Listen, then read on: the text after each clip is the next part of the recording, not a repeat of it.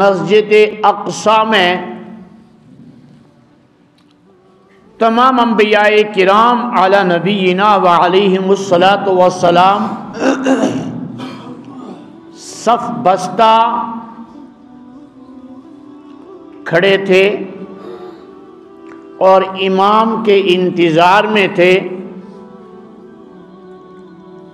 کہ حضرت نبی اکرم صلی اللہ تعالی علیہ وسلم تشریف لے آئے، اور آپ صلی اللہ علیہ وسلم نے ان تمام انبیاء کرام علیہم الصلاۃ والسلام کو 2 رکعت نماز پڑھائی۔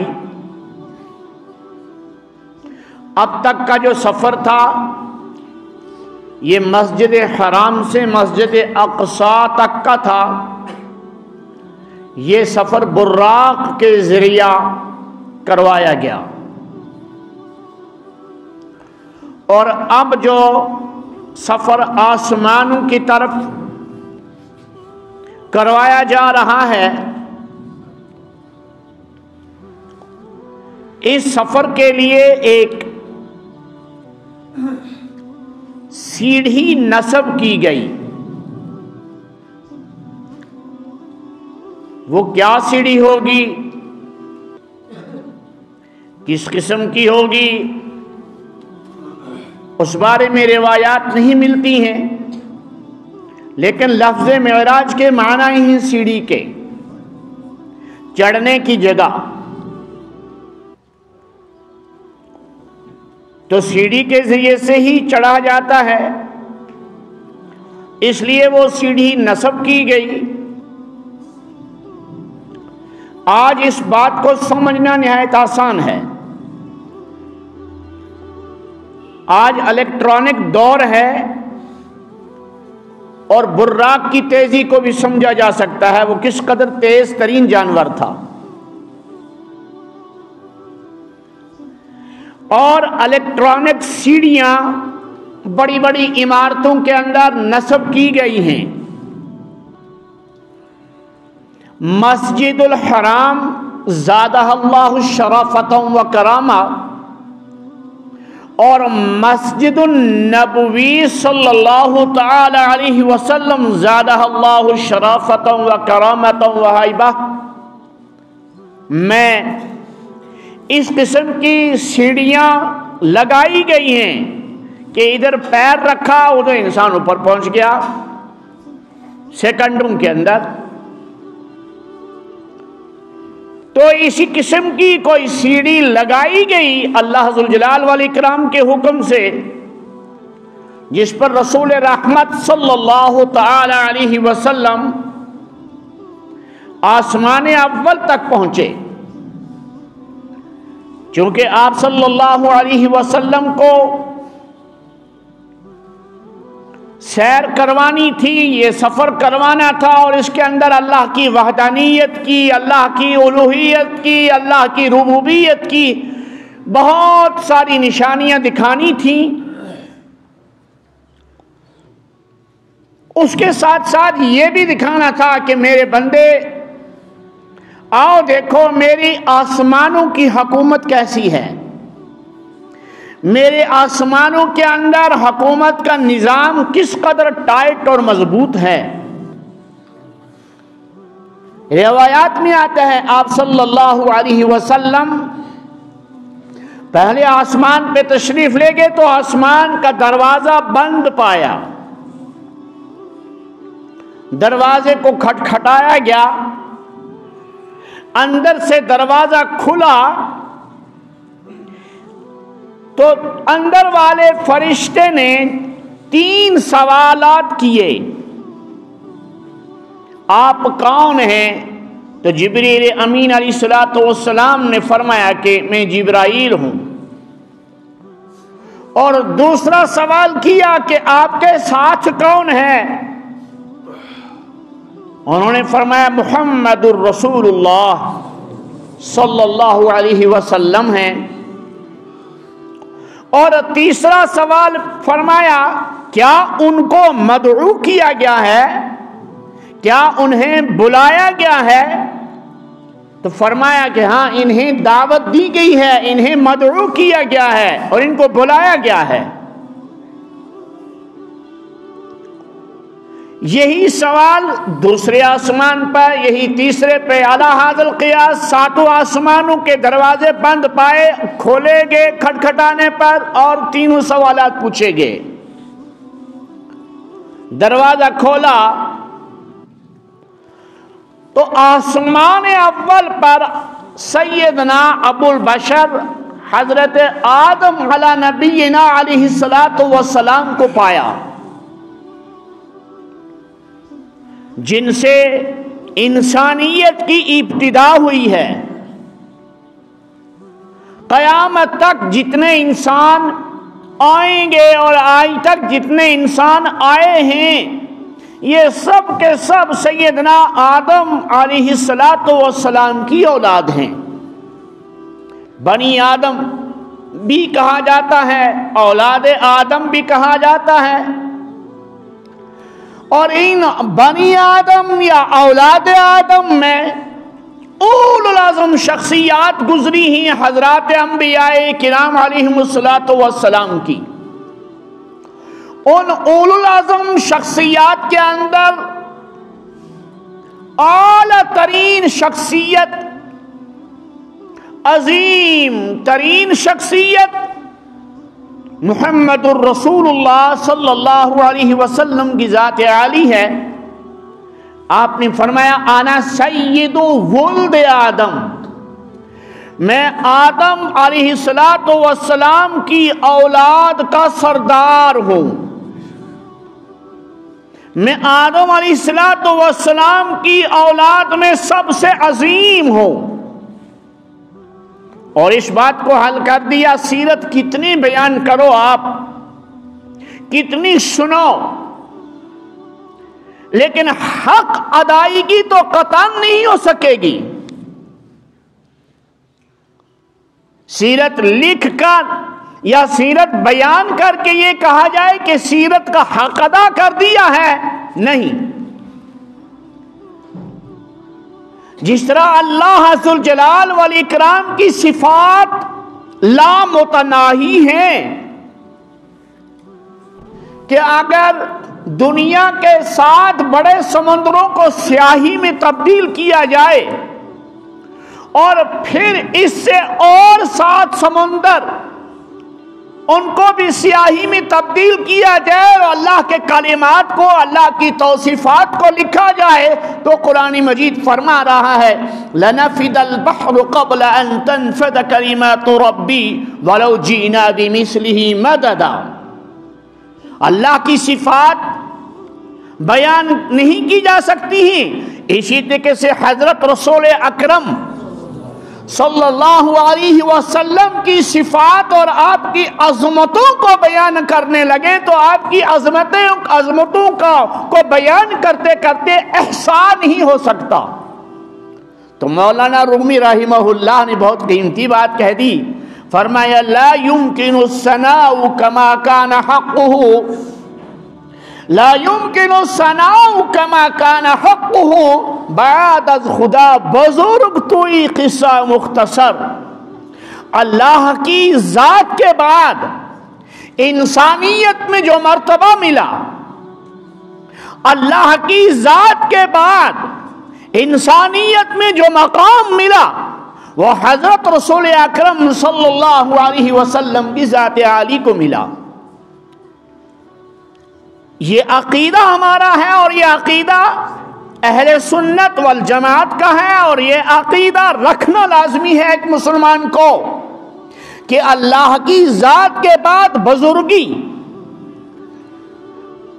تمام کائنات کے اندر اللہ کی ذات کے بعد بزرگی اور علو مرتبت حضرت رسول اکرم صلی اللہ علیہ وسلم کو حاصل ہے۔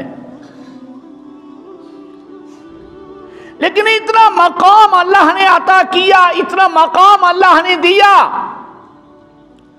پھر بھی الوہیت اور ربوبیت نہیں، الہ نہیں بنایا، رب نہیں بنایا، بلکہ بنایا عبد، اپنا بندہ۔ کلمہ شہادت کے اندر ہم پڑھتے ہیں اشہد ان لا الہ الا اللہ وحدہ لا شریک لہ واشہد ان محمدا عبدہ ورسولہ۔ ہم کس کی گواہی دے رہے ہیں؟ ہم اس چیز کی گواہی دے رہے ہیں کہ عبادت کے لائق، بندگی کے لائق، پرستش کے لائق، سجدہ کے لائق، رکوع کے لائق، قیام کے لائق اور تمام قسم کی عبادات کے لائق جو ہے وہ اللہ کی ذات ہے۔ اور ہم اس چیز کی گواہی دے رہے ہیں کہ بے شک وَأَشْهَدُ أَنَّ مُحَمَّدًا عَبْدُهُ وَرَسُولُهُ، کہ بے شک محمد اس کا بندہ اور اس کا رسول ہے۔ پہلے عبد کہا پھر رسول کہا، وہ کہ عبدیت کا مقام اعلیٰ ہے رسالت کے مقام سے بھی۔ اور میں آپ سے کہوں عبدیت مقام جمع ہے اور رسالت مقام فرق ہے۔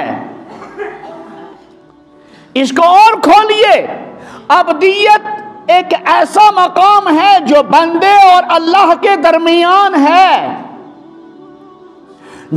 جس سے بندے کو اللہ کا قرب رہتا ہے، اللہ کی نزدیکی رہتی ہے۔ اور رسالت ایک ایسا مقام ہے، یہ اللہ ذوالجلال والاکرام سے بندے کو بندوں کی طرف آنا ہے، اگرچہ حکم اللہ ہی کا ہے۔ تو یہ مقام فرق ہے، وہ مقام جمع ہے، اس کو نہیں بیان کریں گے۔ عرض یہ کرنا ہے کہ پہلے آسمان پر سیدنا آدم علیہ نبینا علیہ السلام سے ملاقات ہوئی اور ان کو سلام کلام ہوا۔ انہوں نے فرمایا مرحبا لابن الصالح، صالح ترین فرزند آپ کو مبارک ہو، آپ کو نبوت کی مبارک ہو، آپ کو رسالت کی مبارک ہو، آپ کو اس مبارک سفر کی مبارک ہو، اور آپ کا جو مقام اللہ نے آپ کو عطا کیا ہے اس مقام علو و مرتبت کی مبارک ہو۔ روایات میں آتا ہے کہ دائیں طرف ان کی وہ اولاد تھی جو اہل جنت ہیں، تو دائیں طرف دیکھتے تھے تو خوش ہوتے تھے، بائیں طرف وہ اولادیں تھیں، وہ روحیں تھیں جو ان کی اولاد ہیں لیکن گناہگار ہیں، دوزخ میں جانے والی ہیں، تو بائیں طرف دیکھتے تھے تو روتے تھے۔ اور یہ پوچھنے پہ فرمایا کہ دائیں طرف میری اولاد اہل جنت ہیں اور بائیں طرف میری اولاد اہل جہنم ہیں، ان کا دکھ ہے اور ان کی خوشی ہے۔ اس سے کیا معلوم ہوا؟ ہمیں اعمال کی لائن پر آنا ہے، تب ہمارے ابا جان خوش ہوں گے، تب ہمارے پیغمبر رسول رحمت صلی اللہ علیہ وسلم خوش ہوں گے، جب ہماری نمازیں، ہماری تلاوت، ہمارا ذکر، ہمارے روزمرہ کے کام شریعت کے مطابق ہوں گے، اور اس شریعت کے مطابق، اس قانون کے مطابق جو شریعت اور قانون حضرت رسالت مآب محمد الرسول اللہ صلی اللہ علیہ وسلم لے کر آئے ہیں۔ یہ آسمانوں کا سفر ہوا، پہلے آسمان پر آدم علیہ السلام سے ملاقات ہوئی، دوسرے آسمان پر حضرت عیسیٰ اور حضرت ادریس علیہ نبینا علیہ السلام سے ملاقات ہوئی، تیسرے آسمان پر حضرت یحییٰ علیہ السلام سے ملاقات ہوئی، اور اسی طریقے سے حضرت ابراہیم علیہ السلام سے ساتویں آسمان پہ ملاقات ہوئی، اور اس سے آگے سدرۃ المنتہا ایک مقام ہے، ایک جگہ ہے عالم بالا کی، جہاں کے بارے میں لکھا ہے کہ یہاں کے تمام معاملات سدرۃ المنتہا پہ جا کے رکتے ہیں۔ وہ ایک آسمانی معاملات کا دفتر ہے کہ یہاں کے معاملات وہاں جا کے رکتے ہیں اور وہاں سے آنے والے معاملات سدرۃ المنتہا پہ آ کے رکتے ہیں، وہاں سے جبرائیل امین علیہ السلام لے کر آتے ہیں، اور یہی وہ رف کی سواری تھی جو حضرت رسول اکرم صلی اللہ علیہ وسلم کو عطا کی گئی، اور اس پر سوار ہو کر آپ صلی اللہ علیہ وسلم سدرۃ المنتہا سے آگے بڑھے ہیں، اور اللہ ذوالجلال والاکرام کی ذات عالی کے ساتھ ملاقات، وہ کیا ملاقات ہوگی، کیسی ملاقات ہوگی، اس کی کیفیت کیا ہے، اس کو قرآن مجید نے بیان نہیں کیا، قرآن مجید خاموش ہے۔ احادیث میں بھی آتا ہے نور انا اراہ، اللہ تعالیٰ تو نور ہے، میں اس کو کیوں کر دیکھتا۔ اور کچھ روایات میں آتا ہے کہ میں نے اللہ ذوالجلال والاکرام کے نور کو دیکھا، لیکن اس کی حقیقت اور کنہ اور اصلیت اس کا ادراک نہیں ہو سکا، اور یہ قرآن مجید کے اندر درج ہے، لا تدرکہ الابصار وہو یدرک الابصار وہو اللطیف الخبیر۔ یہ دنیا کی آنکھیں اللہ ذوالجلال والاکرام کی نشانات کو دیکھیں گے، اللہ ذوالجلال والاکرام کی بنائی ہوئی چیزوں کو ضرور دیکھتے ہیں اور دیکھیں گے، لیکن اللہ ذوالجلال والاکرام کے وجود مبارک کو نہیں دیکھ سکتی، اس کے نور کا مشاہدہ نہیں کر سکتی یہ دنیا کی آنکھیں۔ وَهُوَ يُدْرِكُ الْأَبْصَارَ، اور اس کی نگاہیں اس قدر تیز بھی ہیں، اس کی نگاہیں اس قدر تیز تر ہیں کہ چھپی سے چھپی چیز کو، جو ہزاروں پردے کے اندر چیز ہے اس کو بھی دیکھ رہے ہیں، اور ظاہر سے ظاہری چیز ہے اس کو بھی دیکھ رہے ہیں۔ وہ یدرک الابصار، پھر فرمایا کہ وہ لطیف الخبیر، وہ لطیف الوجود اور خبردار ہے، بہت زیادہ خبردار ہے بندوں کے اعمال سے، کائنات کے حالات سے بالکل خبردار ہے۔ اس کی مخلوق کی بہت ساری ایسی چیزیں ہیں مخلوق میں جن کو مخلوق بھی نہیں دیکھ سکتی۔ ہمارے جسم کے اندر سر سے پیر تک جان ہے، جسے روح بھی کہتے ہیں، جسے جان بھی کہتے ہیں، لیکن نظر نہیں آتی، نظر نہیں آتی۔ نظر آ رہا ہے ہاتھ، انگلیاں، بازو، پیر، گھٹنے وغیرہ وغیرہ، یہ چیزیں نظر آ رہی ہیں، ہڈیوں کا ڈھانچہ نظر آ رہا ہے، گوشت پوست نظر آ رہا ہے، چمڑا نظر آ رہا ہے، اس کے اندر جو جان ہے وہ نظر نہیں آ رہی ہے۔ یہ جان کس کی پیدا کی ہوئی ہے؟ اللہ کی۔ اللہ خالق ہے، یہ مخلوق ہے۔ جب ہم اتنی قریب چیز کو ہماری آنکھ ادراک نہیں کر سکتی، اس کی اصلیت کو نہیں سمجھ سکتی، تو اللہ ذوالجلال والاکرام جو اس کے خالق ہیں وہ کیسے لطیف ہوں گے، وہ کس قدر لطافت لیے ہوئے ہیں، اس کو ہم کیسے سمجھیں گے؟ اس کی اور بھی میں نے مثالیں آپ کو دی ہیں۔ ہوا چلتی ہے، ہمیں یقین ہے ہوا چل رہی ہے، ہوا کے بغیر تو کوئی جاندار زندہ ہی نہیں رہتا، ہوا ہے، لیکن اس کا وجود کیسا ہے، وہ کتنی بڑی ہے، اس کے بارے میں کوئی علمیت نہیں۔ لطیف ہے ہوا، کیونکہ لطیف چیزیں نظر، ہر ایک آدمی کے دونوں کندھوں پر فرشتے ہیں، کرامن کاتبین، ایک طرف یہ فرشتہ نیکیاں لکھ رہا ہے، ایک طرف یہ فرشتہ برائیاں لکھ رہا ہے۔ کرامن کاتبین یعلمون ما تفعلون، وہ جانتے ہیں، سمجھتے ہیں جو کچھ تم کر رہے ہو، وہ دیکھ رہے ہیں، لیکن ہم میں سے ان کو کسی نے کبھی، ملک الموت کو کبھی کسی نے نہیں دیکھا مرنے سے پہلے، مرتے وقت نظر آتا ہے لیکن مرنے سے پہلے نظر نہیں آتا۔ یہ لطیف الوجود نوری مخلوق ہے۔ جنات ہیں، جنات، ایک بچے کو، ایک خاتون کو، ایک جوان کو، ایک بوڑھے کو جن نے پکڑ لیا اور وہ عجیب و غریب کرتب دکھا رہا ہے. اس کے حرکات و سکنات سے سمجھا جا رہا ہے کہ اس کے اوپر جن سوار ہو چکا ہے، لیکن نظر آتا ہے نہیں، نظر نہیں، جن نظر نہیں آتا. تو جن بھی کس کی مخلوق، فرشتے بھی کس کی مخلوق، ہوا بھی کس کی مخلوق، یہ انسانی روح یا حیوانات کے اندر جو روح ہے، جان ہے، یہ کس کی مخلوق.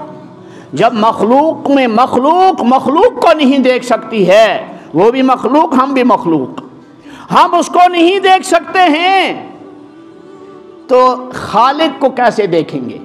اب اتنی سی بات ہے کہ مخلوق کو دیکھ کر خالق کے اوپر ایمان مضبوط ہوتا ہے، مخلوق کو دیکھ کر خالق کے اوپر ایمان تازہ ہوتا ہے. اس کو بولتے ہیں معرفت. وما خلقت الجن والانس الا لیعبدون. یہ لیعبدون کی تعریف عارفین نے لیعبدون کا ترجمہ لکھا ہے الا لیعرفون. میں نے جنوں کو پیدا کیا، انسانوں کو پیدا کیا رہنے سہنے کے لیے نہیں، کھانے پینے کے لیے نہیں، صرف چلنے پھرنے کے لیے نہیں. وہ اس لیے پیدا کیا کہ وہ مجھے پہچانیں، وہ میری معرفت حاصل کریں. اور جب معرفت حاصل ہو جائے گی، جب پہچان حاصل ہو جائے گی، تو انسان کا ضمیر خود سجدہ ریز ہو جائے گا، انسان کا دل خود سجدے میں آ جائے گا، انسان خود اللہ کے احکامات کا پابند بن جائے گا. یہ کب؟ جب اللہ کی معرفت حاصل ہو جائے گی، اللہ کی پہچان حاصل ہو جائے گی. آپ صلی اللہ تعالی علیہ وسلم نے معراج کی رات میں بہت ساری چیزیں دیکھیں، جنت بھی دیکھی، جنت کی نعمتیں دیکھیں، محلات دیکھے، جہنم بھی دیکھی، اور جہنم کے اندر طرح طرح کے عذابات بھی دیکھے، غیبت کرنے کی صورت تمثیلی بھی دیکھی، اور اسی طریقے سے سودخوار کو بھی دیکھا، اور اسی طریقے سے زانی کو بھی دیکھا، اور اسی طریقے سے بہت ساری چیزوں کو دیکھا رسول پاک صلی اللہ علیہ وسلم نے. اور پھر اللہ ذوالجلال والاکرام تفصیل میں نہ جاتے ہوئے، اس لیے کہ میں نے بارہا جب 1:45 بجے نماز ہوا کرتی تھی تو میں تفصیل سے آپ کے سامنے بیان کیا کرتا تھا، بڑی تفصیل کے ساتھ اور حوالے کے ساتھ.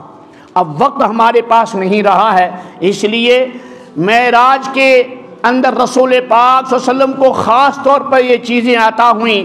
ایک سورۃ البقرہ کا آخری حصہ عطا ہوا، ایک امت کی مغفرت کا وعدہ عطا ہوا، اور تیسری چیز نماز عطا ہوئی. یہ نماز رسول اکرم صلی اللہ علیہ وسلم کو معراج میں عطا ہوئی یہ تحفہ، اور اتنی بلندی پر جا کر تمام احکامات زمین پہ نازل ہوئے، لیکن نماز کا حکم جو ہے وہ عرش معلیٰ کے سامنے جا کر عطا ہوا ہے. اس لیے نماز کی اہمیت اور عظمت کو سمجھنا چاہیے اور نماز کا پابند بننا چاہیے. نماز کی پابندی کر کے باجماعت نماز ادا کرنے کی کوشش کرنی چاہیے. وآخر دعوانا ان الحمد للہ رب